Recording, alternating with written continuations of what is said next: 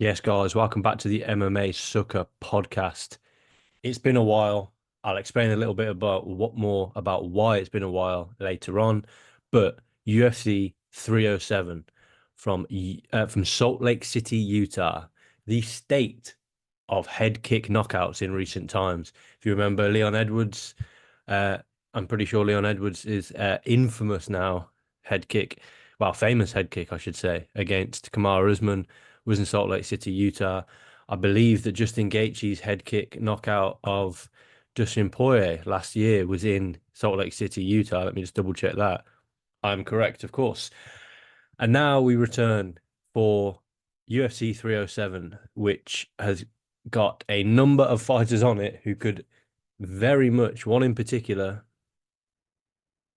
could very much see themselves scoring a head kick knockout.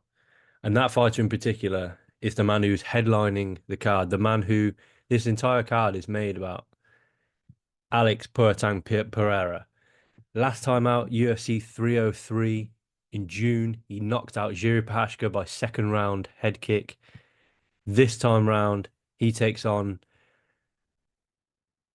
a formidable foe, I'd say. I'd say Khalil Rountree Jr. is formidable.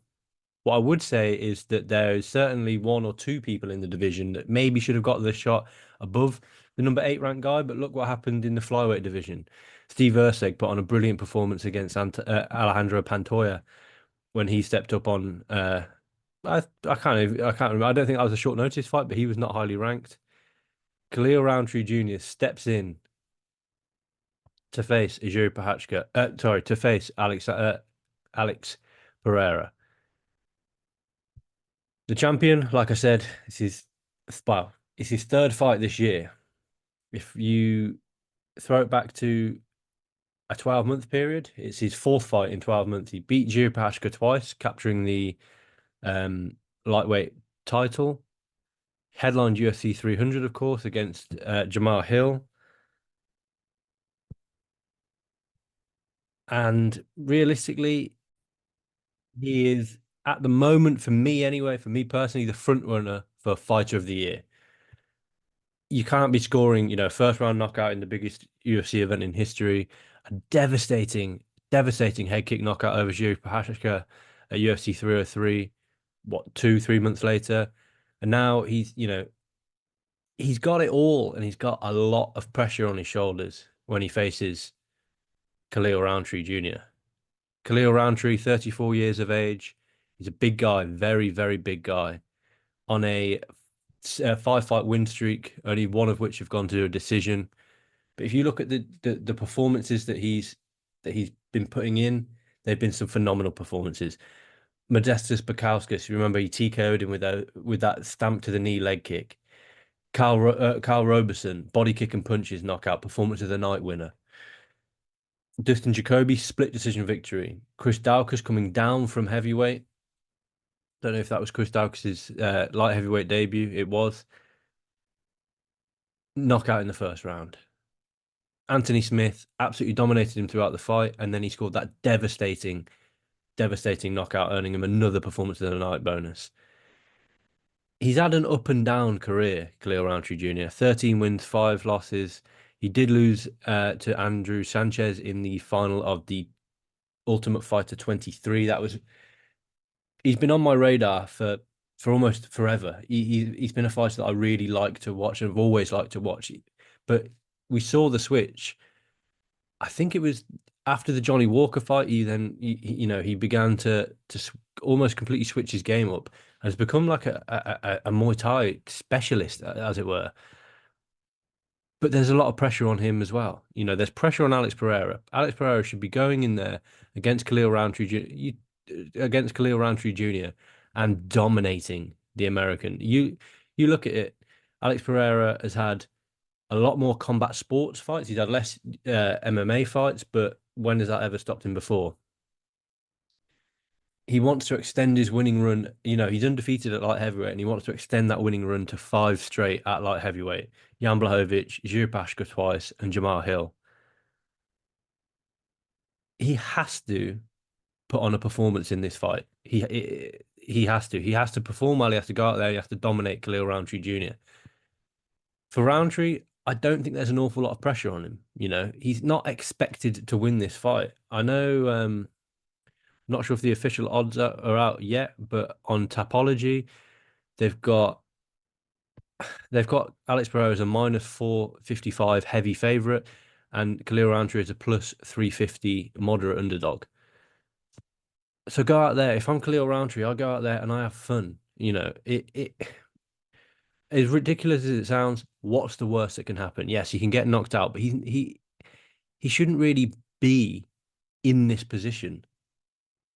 So the fact that he is in this position, like I said, he can fight with no pressure, with no expectations. He can just go out there, fight with confidence, and look to avoid that left hook, of course.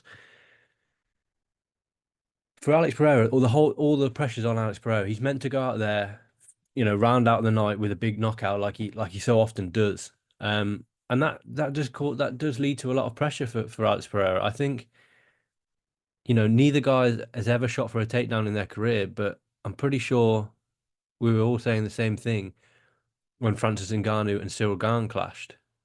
And look what happened there. It kind of turned into a wrestling match. There's no doubt in my mind that both men have been training wrestling offense and defense because they're mixed martial artists. They're fighting in the best organization in the world. And to if they've completely ignored one aspect of that game, it's going to come around and bite them. So they've definitely trained wrestling. And I think if, for example, Khalil Rountree gets hurt or if Alex Pereira gets hurt, we could see one of them shooting. And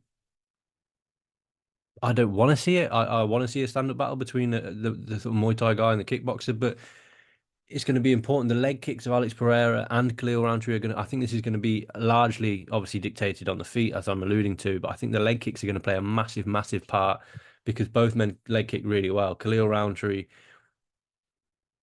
I think, everything that he throws is tight with power. It's here. It's they're tight hooks, they're tight shots. He's got a good jab. He's got heavy, heavy combinations, and he's quick for such a big man. Alex Pereira's leg kicks, I think, because he doesn't wind up massively on them, it looks as if they maybe don't land with a lot of power, but he's landing it in the same position every single time. And he's whipping the leg kick in every single time. I think the leg kicks are going to be a massive aspect, and the leg kicks are going to open up the head strikes for both men. And I think if we're at altitude in Salt Lake City, so that's going to play a factor as well. But you look at Khalil Rountree Jr. The last time he competed on a pay-per-view was a 3-round loss to Marcin Prashnio in 2021. The time before that, 2019, and the time before that, you know, 2018. So he's not used to the spotlight. I think he barely competes on main cards, Khalil. But with that being said, he's the co-main event in his last fight against Chris Daukaus. He does compete on main cards. I stand corrected, but he's not a pay-per-view level fighter. He's not used to the pay-per-view limelight. You compare that to Alex Pereira. He's had what, 9 UFC fights, of which one hasn't been a pay-per-view. And on that card, um, he opened up the main card. He's headlined 6 straight pay-per-views.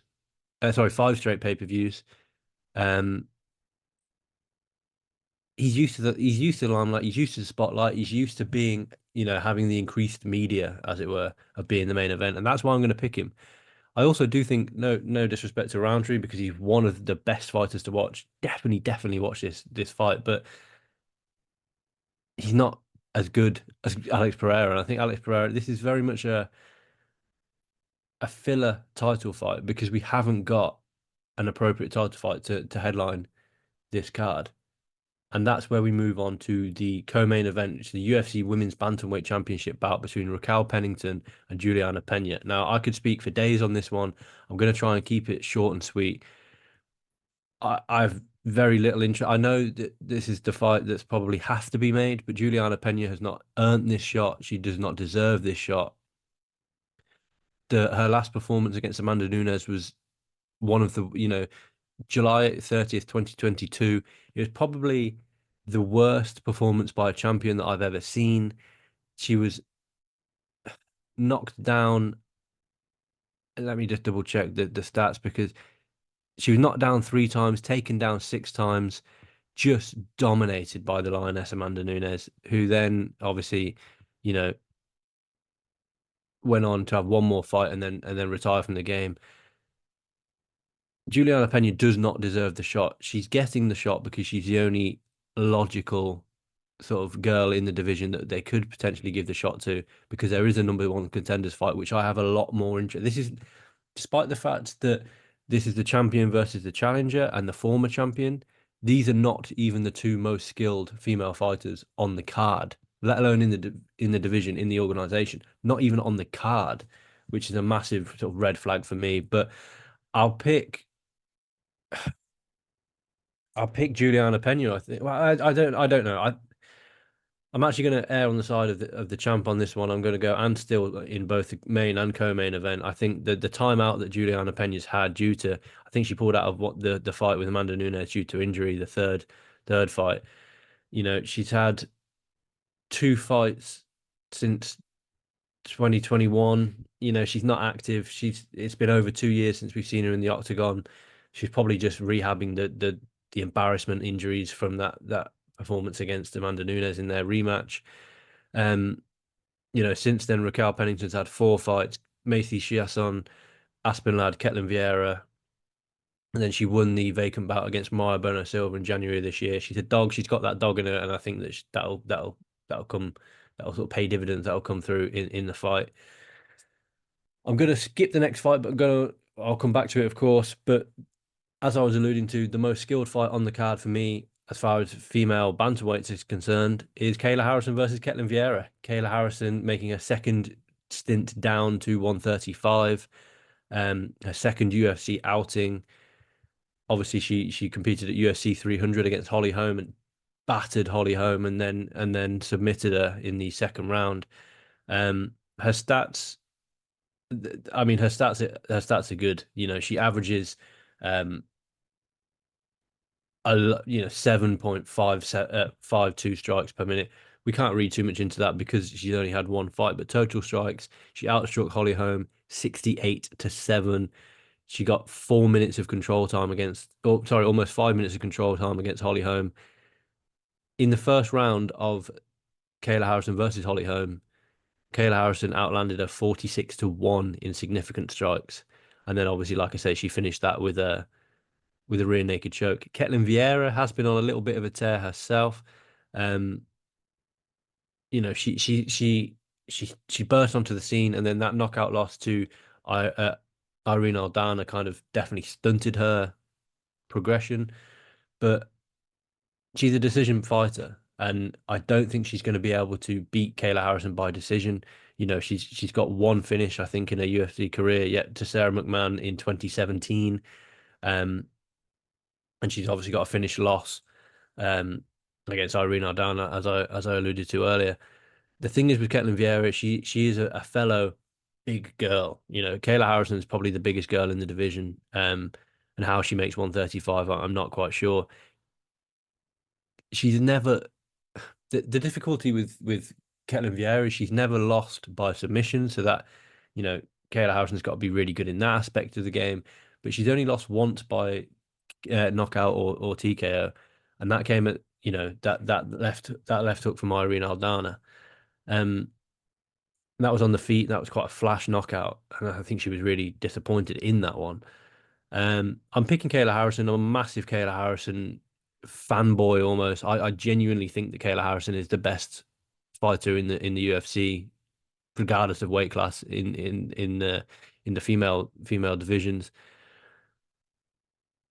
But it'll be interesting. Ketlen Vieira has a 92% takedown defense. Um, how will she deal with the takedown threat of Kayla Harrison? Because we know what Kayla Harrison's going to do. She's going to want to come in, close the distance, and get the fight to the floor. We'll see how that one plays out. But that was one I'm really excited for. Jumping back up the card, we have Jose Aldo again, second, third, fourth run at a title, maybe.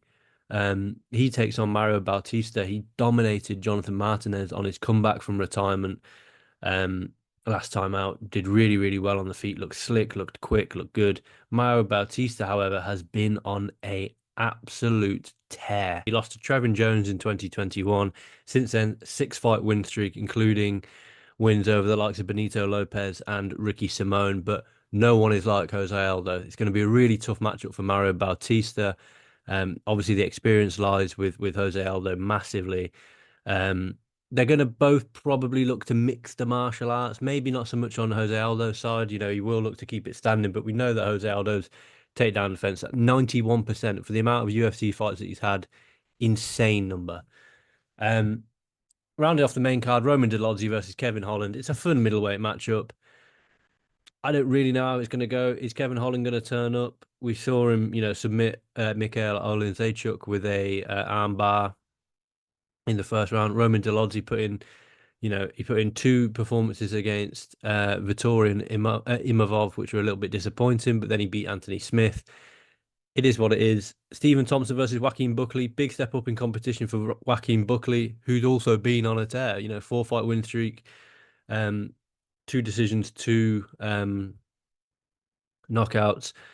Vicente Luque knockout in particular was good. The Ruziboyev performance, mixing the takedowns, which is not something that we're used to seeing really from Joaquin Buckley. But since the move down to welterweight, he's looked really, really good. Stephen Thompson wins some, loses some, wins some, loses some. Last time out, he lost to Shavkat Rakhmonov. It was his first first submission loss in UFC history. I'm erring on the side of youth and going with Joaquin Buckley in this one, but Stephen Thompson doesn't age. Um, Looking further down, we've got Marina Rodriguez back in action. She takes on Lucindo. Lucindo is, she's 1-3. 3-1 in the UFC. Marina Rodriguez is one of the more crisp strikers in the women's divisions. Ryan Spann versus OSP is on the card. Court McGee versus Tim Means. Cesar Almeida versus Pateria is on the card. And then we've got the retirement of Carla Esparza, former women's champion Carla Esparza. I think it's her retirement fight, taking on Tisha Torres, who also may be retiring. I'm pretty sure I read that somewhere, but that's further down on the card. But it's all about the main event. The pressure is on Alex Pereira to perform in a good way. How does he handle that pressure? I'm sure he'll handle it well. Kayla Harrison's one to look out for, and of course, Jose Aldo. Why the podcast hasn't been so regular? I've got a new job, and I don't have the time to record the podcast as regularly. Once I get a little bit more settled in this job, I'll hopefully be recording the podcast more regularly. But I couldn't miss an opportunity to speak about UFC 307. Keep it locked to the MMA Sucker channel, guys, and I'll catch you next time. Thanks for listening and thanks for sticking by me. Take it easy.